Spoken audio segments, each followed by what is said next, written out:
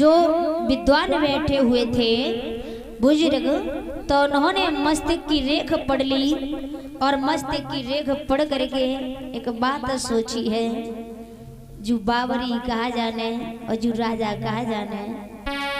सच कहा है किसी ने,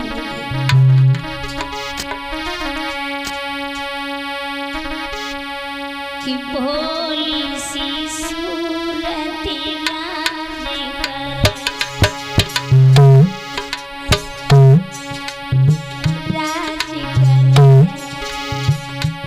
कोई मांगत भीख मलूक भिखारी।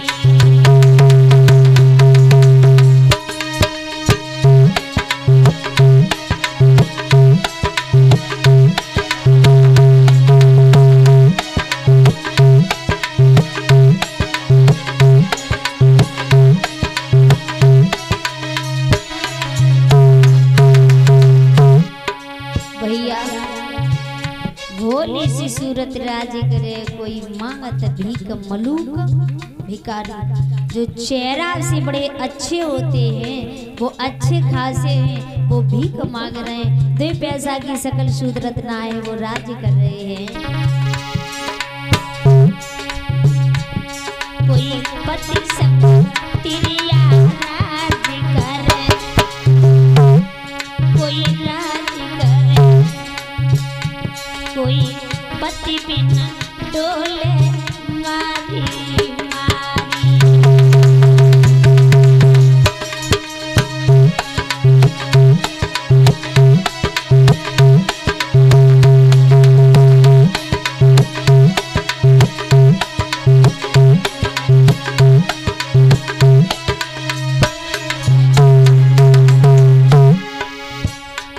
कछु छेद करे, कछु वेद करे, सुखवीर ओ कछु छेद करे, कछु वेद करे, पराक्रमति रेख मिटे नाय टारी।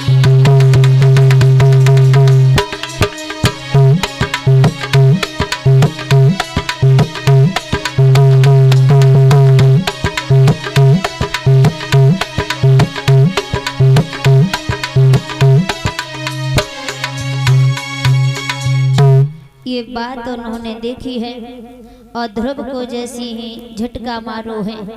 ध्रुव वहां से रोत वे मैया के पास में चले आए हैं और जैसी मैया के पास आए,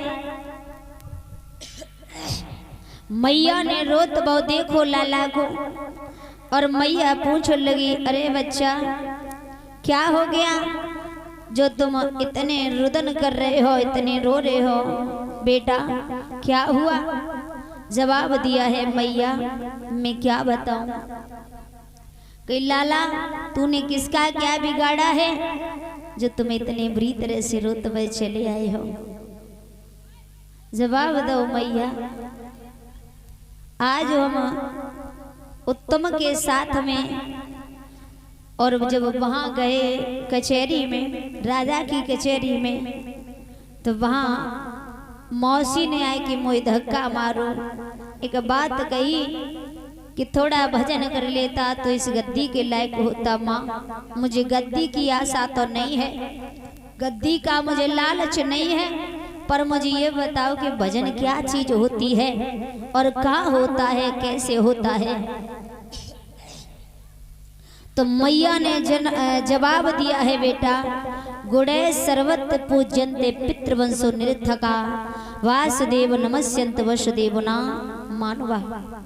लाला गुणों की सर्वत्र पूजा होती है, ना कि पितृवंश की। सभी जन वासुदेव को नमन करते हैं बेटा, वसुदेव को नहीं। और लाला वो तुम्हारे पिता नहीं है, पिता तो वो ही जगत पिता, उनकी शरण में जाओगे तो लाला सारे कष्ट दूर हो जाएंगे। जब ये बात सुनी है उसी समय ध्रुव ने मैया के पैर छुए।